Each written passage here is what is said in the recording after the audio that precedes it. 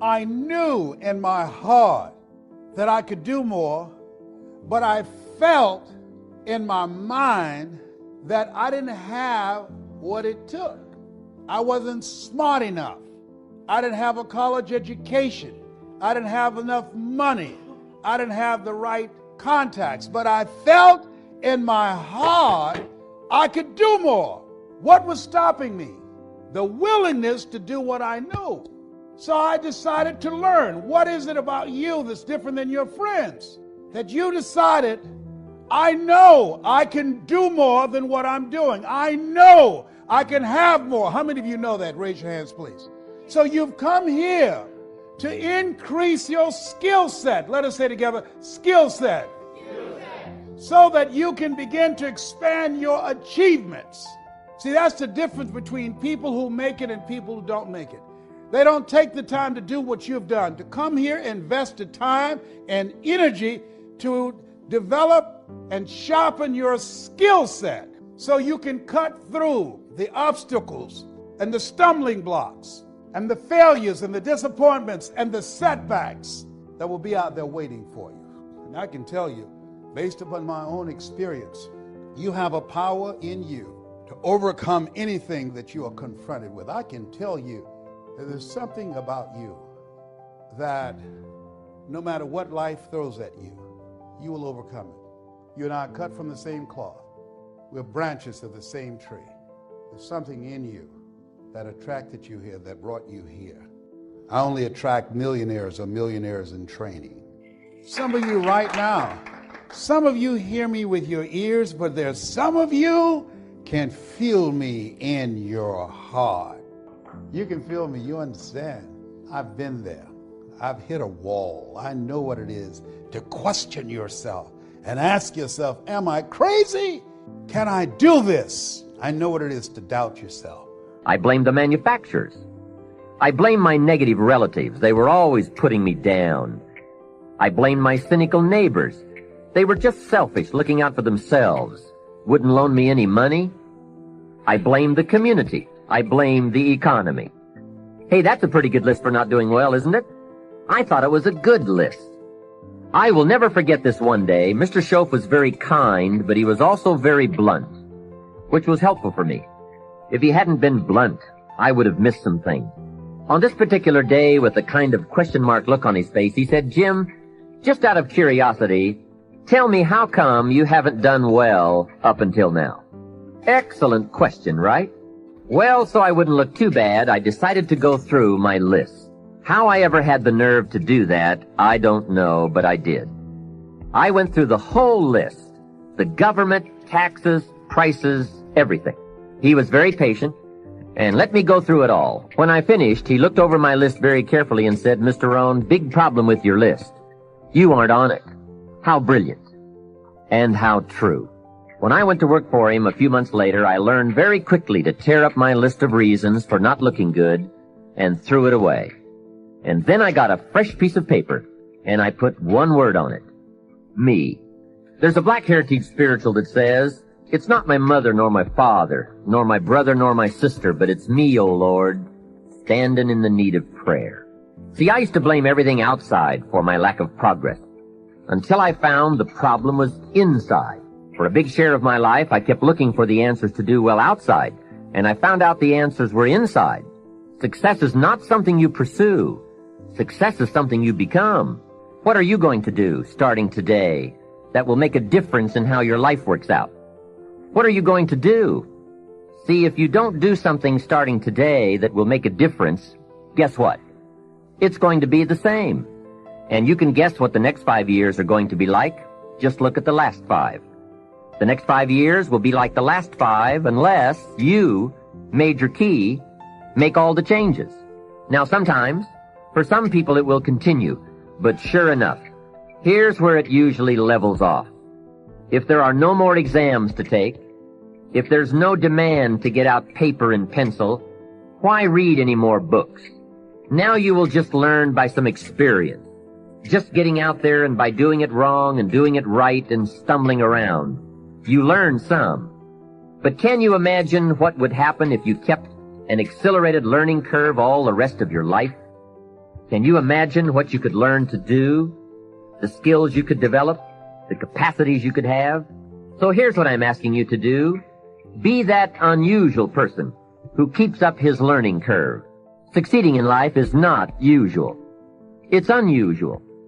You need to develop some unusual habits to earn the outstanding rewards. This is not for everyone. This is not for the faint at heart. This is for people who have goals and dreams they want to achieve. Sometimes we look at pieces in our lives that don't make sense. The key is what we do in our times of pain. Pain will change us. Every painful time, even though you don't like it, it's developing something in you that can only be developed in the tough times. You have got to change the way you think. It is the whole determining factor of where you go in life. We are all where we are today because we thought ourselves to this position. If you don't like the position, think yourself out of it. If you want to be an impactful personality, you have to develop certain types of thinking and perceptions that change the way you see yourself and see the world. I call this the spirit of leadership. Being able to watch something grow very calmly, patiently. I can't go any faster. We do that to our brain. We put a governor on our brain. The second we feel pain, discomfort, suffering, all those words that we hate to say because we're in this happy, peaceful world we live in now, we stop. We slow down. And if you can get through these different barriers and gain 5%, 2%, 3%, that 40% becomes 60. That 60% becomes 70, 80, 90. And then you'll hopefully one day near 100. That dreamer mentality just would always fuel me. It would just fuel me, man. What if I can be a SEAL, man? Now I run 205 miles. What if I can go? What if I can go? And how would that feel? You have to go into those dark chambers that we often shut off, and you got to open them up. Book, you tell people to make a list of everything working against them, every real, valid excuse. Right. Why do you have them do that? There's a lot of power in that list. So in that list of who you are, what makes you up, all these other things, it goes back to, once again, accepting. You have to first accept it before you can fix it. A lot of people walk around, oh man, I'm good. I'm good. No, you're not. You have to accept what you're not. You have to, and people don't want to do that. And that's the only way you can fix it. You have to accept it first before you can go on the journey. A lot of folks never even start the journey, man. They never start the journey because they live in this fake life that who they want to be, they act like they are, but they're not because they haven't fixed all this stuff yet. You got to fix this first before we can start our journey in life. So that's why I have them make this list. You fix these problems, now your journey can begin because you no longer care about how people are judging you. When you care more about how someone's judging you, you're going to stay right there. There's no forward momentum. So that's the whole thing about that list. Nelson Mandela is a particularly special case study in the leadership world because he is universally regarded as a great leader. You can take other personalities, and depending on the nation you go to, we have different opinions about other personalities. But Nelson Mandela, across the world, is universally regarded as a great leader. He was actually the son of a tribal chief. And he was asked one day, how did you learn to be a great leader? And he responded that he would go with his father to tribal meetings. And he remembers two things when his father would meet with other elders. One, they would always sit in a circle. And two, his father was always the last to speak. The scripture says the spirit of faith is in our words. When you say, I am blessed, I have favor, I'm coming out of debt, angels go to work. Good breaks will find you. The right people will track you down. And you can think positive. You can believe for favor. That's good, but nothing happens till you speak. The miracle is in your mouth. There is healing in your mouth. There is freedom in your mouth. There are new levels in your mouth. If you're fighting an illness, it's easy to talk about the medical report how bad it looks. And I don't think I'll ever get well. When you speak that, you're calling in more sickness, more defeat. You need to change what you're saying. The scripture says, let the weak say, I am strong. It doesn't say, let the weak talk about the weakness. Let the weak call 5 friends and discuss the problem. That's giving life to the negative. Now, I'm not asking you to deny the facts. Just say what God says about you. Your report should be, God is restoring health back into me. The number of my days He will fulfill. My mother wouldn't be here today after being diagnosed with terminal cancer in 1981 if she had not done this. It's not enough to just not say anything negative. You have to be on the offensive. All through the day, I would hear her quoting scriptures. When somebody asked how she was doing, it was never a sad song. It's hard. I don't understand it. I'm tired. Her report was, I am healed.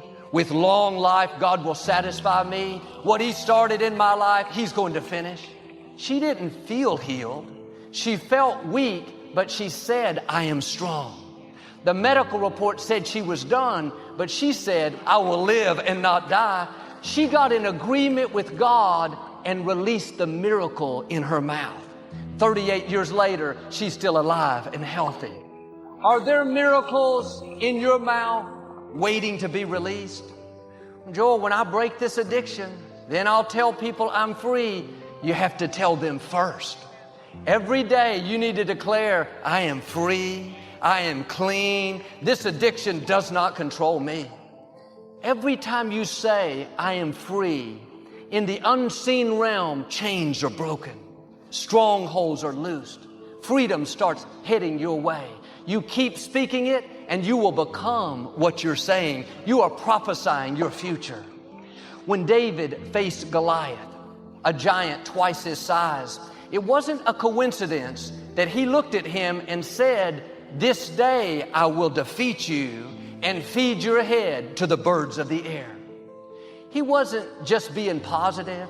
He wasn't just talking smack. He understood this principle. The miracle was in his mouth. He had to release the victory.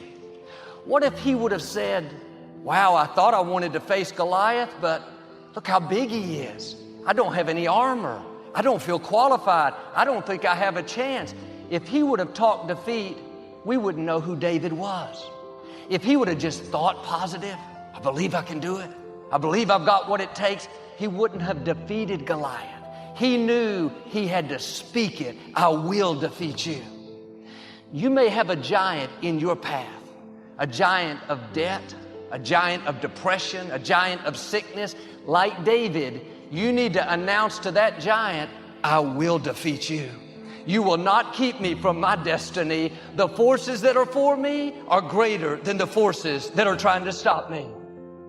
The scripture says, if any two of you agree, anything you ask according to God's will, it will be done. There's power in agreement. What's interesting is David didn't have anyone to agree with him. His brothers looked down on him, thought he was too small. His father saw him as less than, like he'd never amount to much. King Saul didn't think he had a chance. He even tried to give David his armor, so at least it wouldn't be so painful.